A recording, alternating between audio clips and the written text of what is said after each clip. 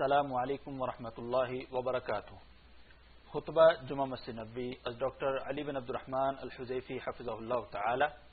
موضوع شریعت میں احسان کا پہلو اور زکوٰۃ ادا کرنے کا طریقہ۔ ترجمہ شفقت الرحمان۔ 21 شعبان 1440 بمطابق 26 اپریل 2019۔ پہلا خطبہ۔ تمام تعریفیں غالب اور نوازشیں کرنے والے اللہ کے لیے ہیں۔ اللہ تعالیٰ نے اپنی مخلوق پر ظاہری اور باطنی نعمتیں بہا دی ہیں، تو اس پر ایمان لانے والے اللہ کا شکر ادا کرتے ہیں اور کافر ناشکری کرتے ہیں۔ ہمارا رب جسے چاہے دائمی اور ابدی طور پر اپنا فضل عطا کرتا رہتا ہے۔ کوئی اطاعت گزار اللہ کا حق ادا نہیں کر سکتا، جبکہ کوئی بھی نافرمان ناشکری کر کے اللہ کا کچھ بگاڑ نہیں سکتا۔ اللہ تعالیٰ اپنی ذات، اسماء اور صفات کے ذریعے سب سے بے نیاز ہے۔ اللہ تعالیٰ اپنی عظمت، عزت اور جلال کے ساتھ بلند و بالا ہے۔ ساری مخلوقات ہر لمحے اسی کی محتاج ہیں۔ میں گواہی دیتا ہوں کہ اللہ کے علاوہ کوئی معبود برحق نہیں، وہ یکتا ہے، اس کا کوئی شریک نہیں۔ حمد و بادشاہت اسی کی ہے، اسے اپنے بندوں پر مکمل اقتدار حاصل ہے، سب اسی کے مطیع ہیں۔ اور میں یہ بھی گواہی دیتا ہوں کہ ہمارے نبی سیدنا محمد صلی اللہ علیہ وسلم اللہ کے بندے اور چنیدہ رسول ہیں۔ یا اللہ اپنے بندے اور رسول محمد صلی اللہ علیہ وسلم پر، ان کی آل اور صحابہ کرام پر اس دن تک اپنی رحمت، سلامتی اور برکتیں دائمی طور پر نازل فرما جس دن انہیں اٹھایا جائے گا۔ حمد و صلات کے بعد اپنے رب سے ڈرو۔ جس نے تقوی اپنایا وہ بھلائیاں پا گیا اور بلند درجات حاصل کر کے کامیاب ہو گیا، جبکہ تقوی سے پہلو تہی کرنے والے کو بدبختی اور ضلالت نے گھیر لیا اور وہ گہری کھائیوں میں جا گرا۔ مسلمانوں، تمہارا دین سراپا احسان ہے، اس میں اپنے ساتھ بھی احسان اور ساری خلقت کے ساتھ بھی احسان ہے۔ یہی وجہ ہے کہ دین اسلام کا کوئی بھی حکم ہو یا ممانعت یا کوئی شرعی رہنمائی، تو اس میں اپنے ساتھ بھی احسان ہوتا ہے اور ساری خلقت کے ساتھ بھی۔ یہی چیز بندوں کے لیے دنیاوی سعادت اور اخروی نعمتوں کی ضامن ہے۔ اللہ تعالیٰ کا فرمان ہے، اللہ تعالیٰ تم پر کوئی تنگی نہیں ڈالنا چاہتا، وہ تو یہ چاہتا ہے کہ تمہیں پاک بنا دے اور تم پر اپنی نعمتیں پوری کر دے تاکہ تم شکر گزار بن جاؤ۔ سورہ المائدہ آیت 6۔ اسی طرح فرمایا، اللہ تعالیٰ جانتا ہے پر تم ہی نہیں جانتے۔ سورہ البقرہ آیت 216۔ ایسے ہی اللہ تعالیٰ کا فرمان ہے، اللہ تعالیٰ تمہیں عدل و احسان اور قریبی رشتہ داروں کو دینے کا حکم دیتا ہے اور تمہیں فحاشی، برائی اور سرکشی سے روکتا ہے۔ اللہ تعالیٰ تمہیں واعظ کرتا ہے تاکہ تم نصیحت پکڑو۔ سورہ النحل آیت 90۔ حتیٰ کہ مجرموں پر قائم کی جانے والی حدود اور سزائیں بھی مجرم پر احسان ہیں، کیونکہ ان سے مجرم آئندہ جرائم نہیں کرتا اور دوسروں کو اس سے عبرت حاصل ہوتی ہے، تو وہ بھی جرائم سے دور رہتے ہیں۔ اسی طرح حدود مجرم اور گناہ گاروں کے گناہوں کا کفارہ بھی بن جاتی ہیں۔ آپ صلی اللہ علیہ وسلم نے ایک ایسے شخص کے بارے میں فرمایا جس پر عہد نبوی میں حد قائم کی گئی تھی کہ اس ذات کی قسم جس کے ہاتھ میں میری جان ہے، وہ اس وقت جنت کی نہروں میں غوطہ زن ہو رہا ہے۔ اس حدیث کو بخاری اور مسلم نے ابو ہریرہ رضی اللہ عنہ سے روایت کیا ہے۔ حدود گناہوں کے لیے کفارہ صرف انہی سزاؤں میں بنتی ہیں جن سے جرم دھل جائے، اس لیے اللہ اور اس کے رسول کے خلاف جرائم اور زمین پر دہشت گردی اور خرابہ کے ذریعے فساد پھیلانے والے مجرموں کو حدود پاک نہیں کر سکتی، اس لیے خرابہ کی دنیا میں حد کفارہ نہیں بنتی، اسی لیے دنیا میں حد کے ساتھ اسے اخروی عذاب بھی ملے گا۔ اللہ تعالیٰ نے خرابہ کی سزا بیان کرنے کے بعد فرمایا، یہ تو ہوئی ان کی دنیاوی ذلت اور خواری، اور آخرت میں ان کے لیے بڑا بھاری عذاب ہے۔ سورہ المائدہ آیت 33۔ اللہ تعالیٰ کی مقرر کردہ حدود کا نفاذ پورے معاشرے کے ساتھ بھی احسان ہے کہ ان کے نافذ ہونے سے معاشرہ ظلم و زیادتی اور برائیوں سے پاک ہو جاتا ہے اور معاشرے میں امن و استحکام مضبوط ہوتا ہے۔ آپ صلی اللہ علیہ وسلم کا فرمان ہے، دھرتی پر ایک حد کا نفاذ اہل زمین کے لیے اس سے بھی بہتر ہے کہ ان پر 40 دن تک بارشیں برسیں۔ اس روایت کو احمد، نسائی اور ابن ماجہ نے ابو ہریرہ رضی اللہ عنہ سے روایت کیا ہے۔ اللہ تعالیٰ کا خلقت پر عظیم ترین احسان یہ ہے کہ شرعی احکامات پر عمل کر کے قدرتی آفات سے تحفظ حاصل کر لیں۔ چنانچہ قدرتی آفتوں سے تحفظ شرعی احکامات کی تعمیل کے ذریعے ہی ممکن ہے۔ اللہ تعالیٰ کا فرمان ہے، وہ اس بات پر پوری طرح قدرت رکھتا ہے کہ تم پر کوئی عذاب تمہارے اوپر سے بھیج دے یا تمہارے پاؤں کے نیچے سے نکال دے یا تمہیں مختلف ٹولیوں میں بانٹ کر ایک دوسرے سے بھڑا دے اور ایک دوسرے کی طاقت کا مزہ چکھا دے۔ دیکھو ہم کس طرح مختلف طریقوں سے اپنی نشانیاں واضح کر رہے ہیں تاکہ یہ کچھ سمجھ سے کام لیں۔ سورہ الانعام آیت 65۔ ام المؤمنین سیدہ زینب بنت جحش رضی اللہ عنہا کہتی ہیں کہ رسول اللہ صلی اللہ علیہ وسلم نیند سے گھبرا کر اٹھے اور فرمایا، لا الہ الا اللہ، عربوں کے لیے انتہائی قریب ہو جانے والے شر کی وجہ سے تباہی ہے۔ آج یاجوج ماجوج کی دیوار سے اتنا کھل گیا ہے اور آپ نے ہاتھ سے 90 کی گرہ لگائی۔ پھر سیدہ زینب بنت جحش کہتی ہیں کہ میں نے پوچھا، اللہ کے رسول، کیا ہم نیک لوگوں کی موجودگی میں بھی ہلاک ہو جائیں گے؟ تو آپ صلی اللہ علیہ وسلم نے فرمایا، ہاں، جب برائیاں بہت بڑھ جائیں گی۔ اس حدیث کو بخاری اور مسلم نے روایت کیا ہے۔ حدیث میں 90 کی گرہ لگانے سے مراد یہ ہے کہ شہادت والی انگلی کو اس کی جڑ میں رکھ کر دائرہ بنایا کہ یاجوج ماجوج کی دیوار میں اتنا سوراخ ہو گیا ہے، اور برائیاں بڑھ جانے سے مراد یہ ہے کہ جب منشیات، شراب نوشی، زنا اور قوم لوط کا عمل بہت زیادہ عام ہو جائے گا۔ مسلمان، دیکھو کہ ہم پر اللہ کی کتنی رحمت ہے۔ اللہ تعالیٰ نے ہمارے لیے شریعت بھی ایسی بنائی ہے جس میں ہم پر بھی احسان ہے اور ساری خلقت پر بھی، کیونکہ تمہارا پروردگار بخشش، محبت اور رحمت کرنے والا ہے۔ وہ علم و حکمت، تونگری اور کرم والا ہے۔ شریعت کے عظیم ترین احکام میں زکوٰۃ بھی شامل ہے، جس کی یاد دہانی ہمیں یہ ماہ مبارک کرواتا ہے، جو کہ نیکیوں کی عظیم بہار بھی ہے۔ تو زکوٰۃ میں اپنے آپ پر اور ساری خلقت پر اتنا احسان ہے کہ جس کا اندازہ مسلمان نہیں لگا سکتا۔ اس کے بارے میں اللہ تعالیٰ ہی بہتر جانتا ہے۔ قرآن کریم میں زکوٰۃ اور نماز ایک ساتھ ذکر ہوئے ہیں۔ اللہ تعالیٰ کا فرمان ہے، نماز قائم کرو اور زکوٰۃ ادا کیا کرو، نیز اللہ کو قرض حسن دیتے رہو، تو جو بھی بھلائی تم اپنے لیے آگے بھیجو گے اسے اللہ کے ہاں اس حال میں موجود پاؤ گے کہ وہ اصل عمل سے بہتر اور اجر کے لحاظ سے بہت زیادہ ہوگی۔ سورہ المزمل آیت 20۔ زکوٰۃ ادا کرنے والے کے ساتھ زکوٰۃ اس طرح احسان ہے کہ اس کے مال میں برکت شامل ہو جاتی ہے۔ اللہ تعالیٰ کا فرمان ہے، تم جو کچھ بھی اللہ کی راہ میں خرچ کرو گے تو اللہ اسے واپس لوٹا دے گا اور اللہ بہترین رزق دینے والا ہے۔ سورہ سبا آیت 39۔ زکوٰۃ مال کو آفتوں سے محفوظ بناتی ہے۔ سیدنا عمر رضی اللہ عنہ نبی صلی اللہ علیہ وسلم سے بیان کرتے ہیں کہ بر و بحر میں کوئی بھی مال تلف ہو تو وہ زکوٰۃ روکنے کی وجہ سے ہوتا ہے۔ اس حدیث کو طبرانی نے معجم الاوسط میں روایت کیا ہے۔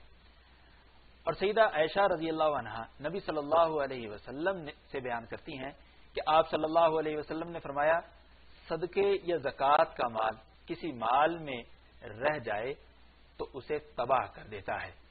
اس حدیث کو بھی طبرانی نے روایت کیا ہے۔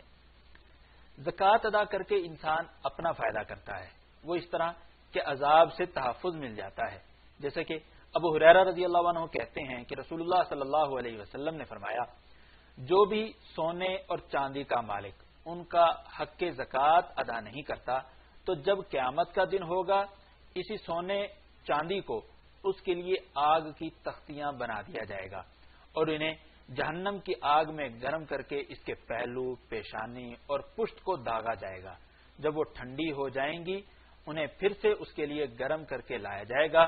وہ دن 50,000 سال کے برابر ہوگا، حتیٰ کہ تمام بندوں کا فیصلہ کر دیا جائے گا، پھر وہ جنت یا دوزخ کی طرف اپنا راستہ دیکھ لے گا۔ پھر آپ صلی اللہ علیہ وسلم سے پوچھا گیا، اللہ کے رسول صلی اللہ علیہ وسلم، اونٹوں کا کیا حکم ہے؟ آپ صلی اللہ علیہ وسلم نے فرمایا، اونٹوں کا جو بھی مالک ان کا حق ادا نہیں کرتا ان کے حق میں یہ بھی شامل ہے کہ اونٹوں کو پانی پلانے کے دن آس پاس کے لوگوں کے لیے ان کا دودھ نکالے، تو جب قیامت کا دن ہوگا ان کے مالک کو ایک وسیع چٹیل میدان میں ان اونٹوں کے سامنے لٹا دیا جائے گا، اور اونٹ دنیا میں جتنے بھی موٹے تازے تھے ان سے بھی فربا ترین حالت میں ہوں گے، ان میں اونٹ کا ایک بچہ بھی غائب نہیں ہوگا، یہ سب اسے اپنے قدموں سے روندیں گے اور اپنے منہ سے کاٹیں گے، جیسے ہی آخری اونٹ گزرے گا پہلا اونٹ دوبارہ پہنچ چکا ہوگا۔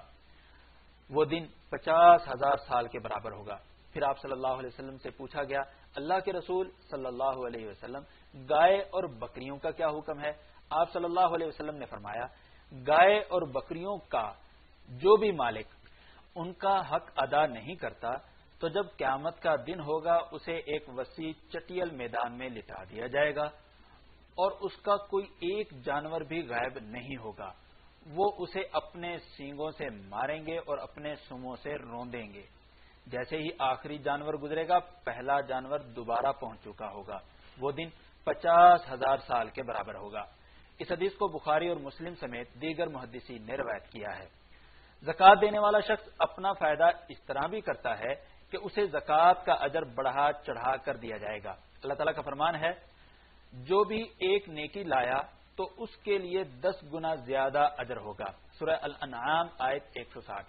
تو ایک نیکی کا ثواب 10 گنا سے لے کر 700 گنا تک یا اس سے بھی زیادہ ملے گا، جیسے کہ ابن عباس رضی اللہ عنہما کی روایت میں موجود ہے۔ قیامت کے دن حالت یہ ہوگی کہ کوئی بھی ایک نیکی کسی کو دینے کے لیے تیار نہیں ہوگا، چاہے کتنا ہی قریبی کیوں نہ ہو۔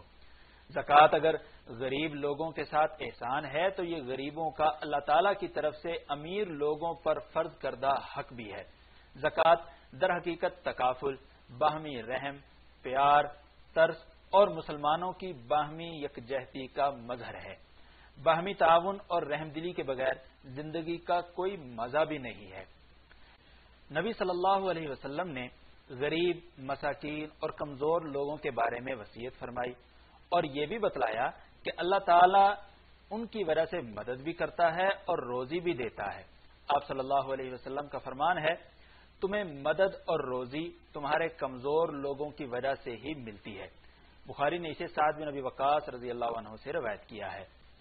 اسی طرح آپ صلی اللہ علیہ وسلم نے یہ بھی فرمایا، مجھے کمزور لوگوں میں تلاش کیا کرو، بے شک تمہارے کمزور لوگوں کی وجہ سے ہی تمہیں مدد اور روزی عطا کی جاتی ہے۔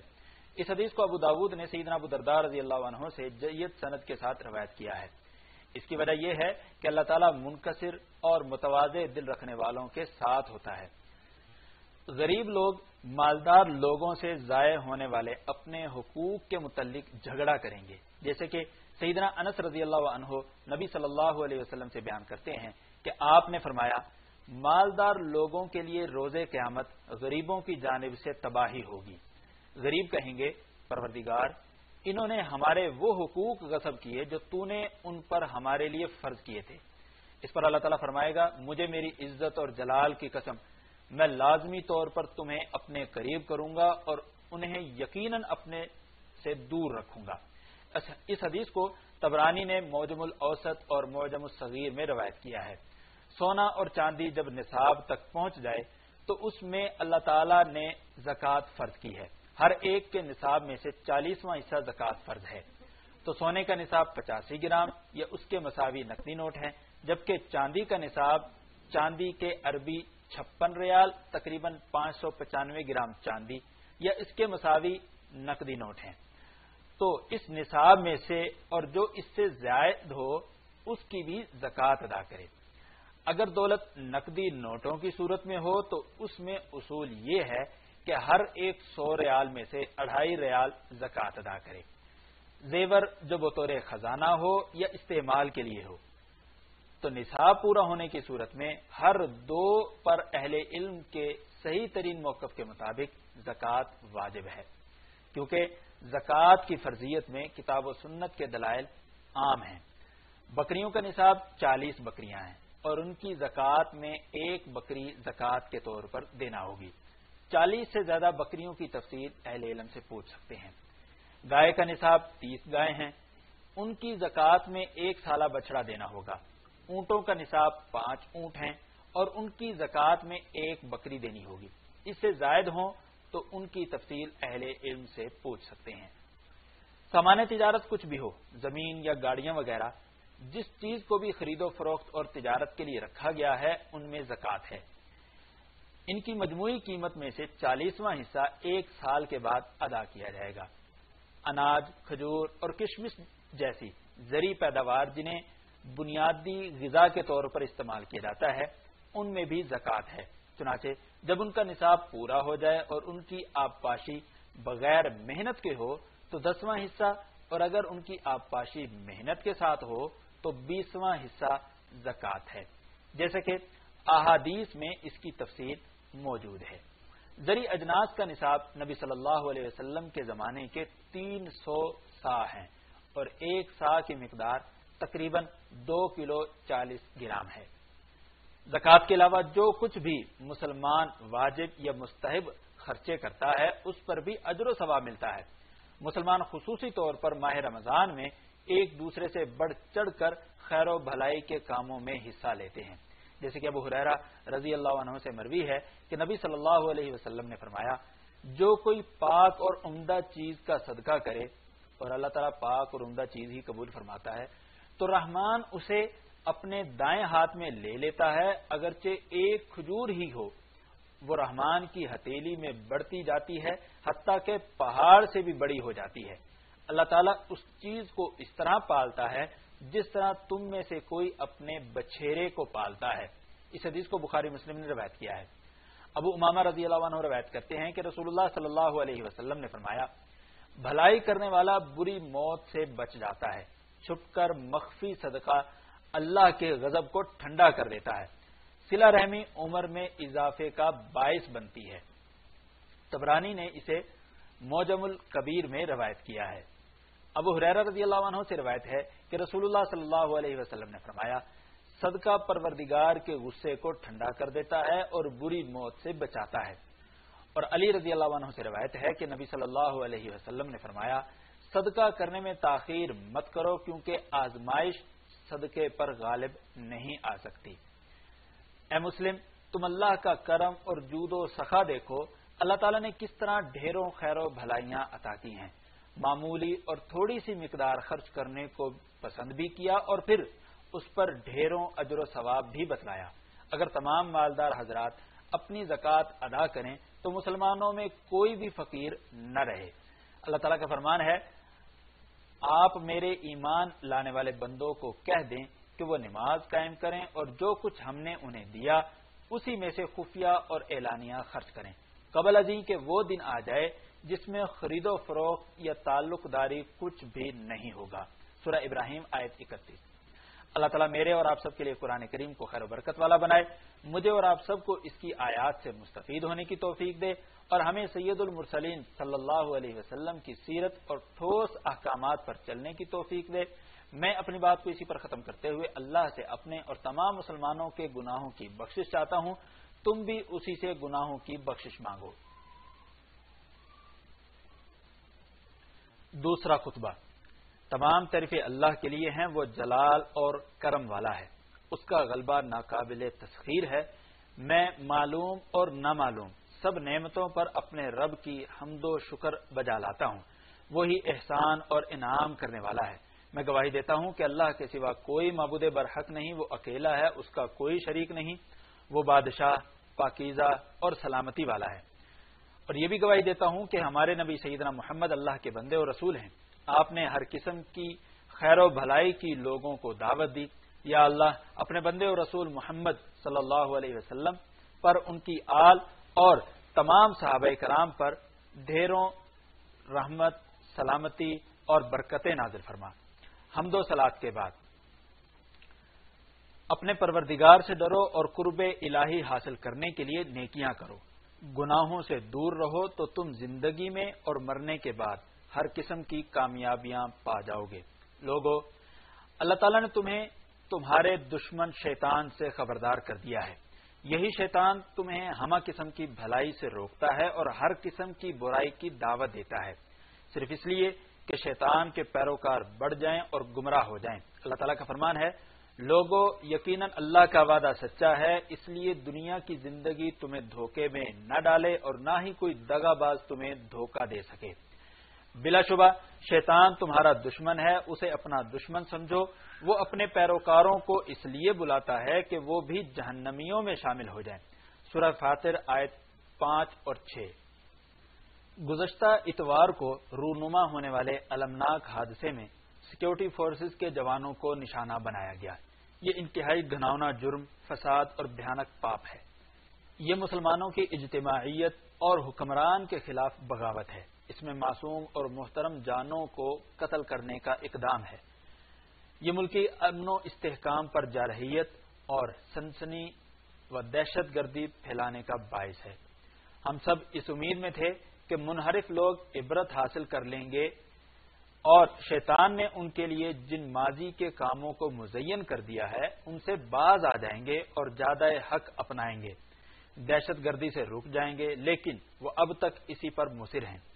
یہ بات ذہن نشین کر لیں، جو بھی اللہ اور اس کے رسول کی تعلیمات سے اعلان جنگ کرے، دھرتی پر فساد پھیلانے کی کوشش کرے تو وہ اپنے آپ کو ہی نقصان پہنچائے گا۔ اللہ تعالیٰ کا فرمان ہے، بری سازش ہمیشہ سازشیوں کو ہی گھیرے میں لیتی ہے۔ سورہ فاطر آیت 43۔ امن و امان میں رکھنے ڈالنا بہت بڑی خیانت ہے۔ امن و امان قائم رکھنے کی ذمہ داری سب پر ہے، لیکن پھر بھی اگر کوئی دھرتی پر فساد پھیلانے کی کوشش کرے تو اسے دنیا و آخرت میں شرعی اور تقدیری سب سزائیں ملیں گی۔ سیکیورٹی پر مامور جوانوں کے لیے دعائیں کرنا، ان کی پہرے پر معاونت کرنا واجب عمل ہے، نہ کہ انہیں کو نشانہ بنایا جائے۔ اگر کوئی کسی مسلمان کو قتل کر دے تو اس کی سزا دائمی اور ابدی طور پر جہنم ہے۔ اللہ تعالیٰ نے ہمیں دیے ہوئے امن و امان کو جتلاتے ہوئے فرمایا، کیا وہ یہ نہیں دیکھتے کہ ہم نے حرم کو پرامن بنا دیا ہے جبکہ ان کے ارد گرد کے لوگ اچک لیے جاتے ہیں؟ کیا پھر بھی یہ لوگ باطل کو مانتے ہیں اور اللہ کی نعمتوں کی ناشکری کرتے ہیں؟ سورہ العنکبوت آیت 67۔ ایسے لوگوں کو سمجھنا چاہیے کہ وہ دہشت گردی کے نتائج پر غور و فکر کریں۔ کیا وہ یہ چاہتے ہیں کہ اتنی افراتفری پھیل جائے کہ جس سے جمعہ اور نماز باجماعت کا نظام ہی معطل ہو جائے؟ یا وہ ایسی انارکی چاہتے ہیں جس میں قتل و غارت عام ہو جائیں اور عزتیں لٹ جائیں؟ یا وہ ایسی بے چینی کے خواہاں ہیں جس میں مال و دولت اور املاک تباہ و برباد ہو جائیں؟ یا اس خودکش حملے میں ملوث شخص محض اپنے آپ کو مارنا چاہتا تھا؟ حالانکہ اللہ تعالیٰ نے خودکشی کرنے والے کو ڈانٹ پلائی اور فرمایا، اپنے آپ کو قتل نہ کرو، یقیناً اللہ تعالیٰ تم پر نہایت مہربان ہے، اور جو زیادتی اور ظلم سے ایسا کرے گا تو عنقریب ہم اسے آگ میں جھونکیں گے، اور یہ اللہ پر ہمیشہ سے بہت آسان ہے۔ سورہ النساء آیت 29 اور 30۔ لہذا اگر کسی خودکش حملہ آور نے کسی نام نہاد مفتی کے فتوے پر عمل کرتے ہوئے ایسا کیا تو بھی اسے اس فتوے کا کوئی فائدہ نہیں ہوگا۔ اللہ تعالیٰ ہمیں گمراہ کن فتنوں سے بچائے اور ہمیں جہنم سے محفوظ رکھے۔ اور نبی صلی اللہ علیہ وسلم کا فرمان ہے، جس نے لوہے کے ہتھیار سے خودکشی کی تو وہ ہتھیار اس کے ہاتھ میں ہوگا اور جہنم کی آگ میں اس سے اپنے پیٹ پر وار کرتا ہوگا، وہ اس میں ہمیشہ رہے گا۔ اس حدیث کو بخاری اور مسلم نے ابو ہریرہ رضی اللہ عنہ سے روایت کیا ہے۔ اللہ کے بندو، یقیناً اللہ اور اس کے فرشتے نبی پر درود بھیجتے ہیں، اے ایمان والو تم بھی ان پر درود و سلام پڑھو۔ اور آپ صلی اللہ علیہ وسلم کا فرمان ہے، جو شخص مجھ پر ایک بار درود پڑھے گا اللہ تعالیٰ اس پر 10 رحمتیں نازل فرمائے گا۔ اس لیے سید الاولین والآخرین اور امام المرسلین پر کثرت کے ساتھ درود و سلام پڑھو۔ اللهم صل على محمد وعلى آل محمد كما صليت على إبراهيم وعلى آل إبراهيم إنك حميد مجيد اللهم بارك على محمد وعلى آل محمد كما باركت على إبراهيم وعلى آل إبراهيم إنك حميد مجيد وسلم تسليما كثيرا۔ یا اللہ تمام صحابہ کرام سے راضی ہو جا، تابعین کرام اور قیامت تک ان کے نقش قدم پر چلنے والے تمام لوگوں سے راضی ہو جا۔ یا اللہ ہدایت یافتہ خلفائے راشدین ابو بکر، عمر، عثمان اور علی سے راضی ہو جا۔ یا اللہ تمام صحابہ کرام سے راضی ہو جا، تابعین کرام اور قیامت تک ان کے نقش قدم پر چلنے والے تمام لوگوں سے راضی ہو جا۔ یا اللہ ان کے ساتھ ساتھ اپنی رحمت، فضل، احسان اور کرم کے صدقے ہم سے بھی راضی ہو جا یا ارحم الراحمین۔ یا اللہ اسلام اور مسلمانوں کو غالب فرما، یا اللہ اسلام اور مسلمانوں کو غالب فرما، یا اللہ اسلام اور مسلمانوں کو غالب فرما، یا اللہ شرک اور مشرکوں کو ذلیل و رسوا فرما یا رب العالمین۔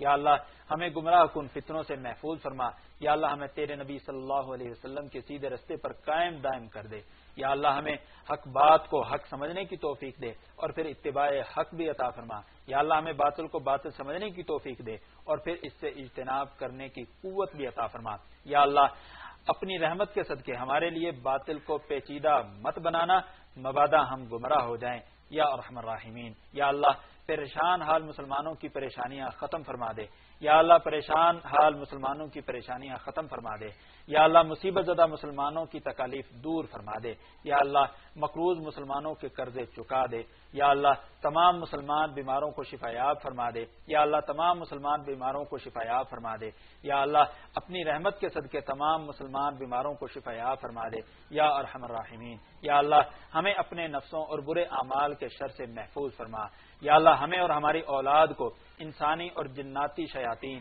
شیطانی چیلوں اور لشکروں سے پناہ عطا فرما یا رب العالمین۔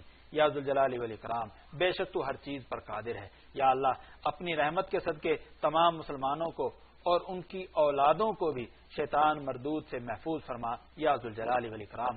یا اللہ ہم تجھ سے دعا گو ہیں کہ ہمارے گناہ معاف فرما دے، یا اللہ ہمارے اگلے پچھلے خفیہ اعلانیہ اور جنہیں تو ہم سے بھی زیادہ جانتا ہے ہمارے سب گناہ معاف فرما دے، تو ہی پست و بالا کرنے والا ہے، تیرے سوا کوئی حقیقی معبود نہیں۔ یا اللہ اپنے دین قرآن اور سنت نبوی کا بول بالا فرما یا قوی یا عزیز۔ یا اللہ مسلمانوں کو شریروں کے شر سے محفوظ فرما یا رب العالمین۔ یا اللہ ہمارے ملک کی حفاظت فرما، یا اللہ ہمارے ملک کو مکاروں کی مکاری اور جارحین کی جارحیت سے حفاظت فرما یا رب العالمین۔ یا اللہ غداروں کی غداری سے ہمارے ملک کو محفوظ فرما، بے شک تو ہر چیز پر قادر ہے۔ یا اللہ اس ملک کو اور تمام اسلامی ممالک کو امن و امان کا گہوارہ بنا اور مستحکم بنا یا رب العالمین۔ یا اللہ تمام مسلمان فوشدگان پر رحم فرما یا ارحم الراحمین۔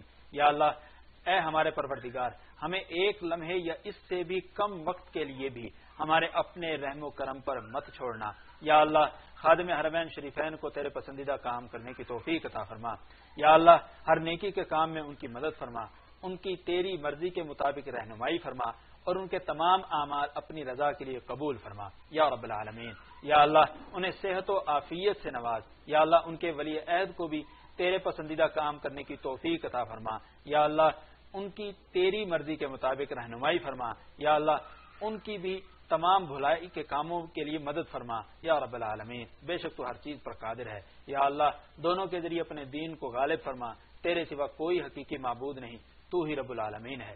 یا اللہ ہم تجھ سے ابتدا سے لے کر انتہا تک اول تا آخر جامع ظاہری اور باطنی ہمہ قسم کی بھلائی مانگتے ہیں یا رب العالمین۔ یا اللہ ہمارے تمام معاملات کا انجام کار بہترین فرما دے، اے ہمارے پروردگار ہمیں دنیا میں بھی بھلائی عطا فرما اور آخرت میں بھی بھلائی سے نواز اور ہمیں آخرت کے عذاب سے محفوظ فرما۔ یا اللہ ہمارے سب معاملات سنوار دے یا ذوالجلال والاکرام۔ یا اللہ ہمیں تیرے حلال رزق کے ذریعے تیرے حرام کردہ کاموں سے بچا لے، تیری اطاعت کے ذریعے تیری نافرمانی سے محفوظ فرما دے، تیرے فضل کے ذریعے غیروں سے بچا لے۔ یا اللہ ہمارے دلوں کو ہدایت دینے کے بعد گمراہ مت کرنا اور ہمیں اپنی طرف سے خصوصی رحمت سے نواز، بے شک تو بہت زیادہ عطا کرنے والا ہے۔ اللہ کے بندو اللہ تعالیٰ تمہیں عدل و احسان اور قریبی رشتہ داروں کو دینے کا حکم دیتا ہے اور تمہیں فحاشی برائی اور سرکشی سے روکتا ہے۔ اللہ تعالیٰ تمہیں واعظ کرتا ہے تاکہ تم نصیحت پکڑو۔ صاحب عظمت و جلالت کا تم ذکر کرو، وہ تمہیں کبھی نہیں بھولے گا، اس کی نعمتوں پر شکر ادا کرو، وہ تمہیں اور زیادہ عنایت کرے گا۔ اللہ کا ذکر بہت بڑی عبادت ہے اور تم جو کچھ بھی کرتے ہو اللہ تعالیٰ اسے بخوبی جانتا ہے۔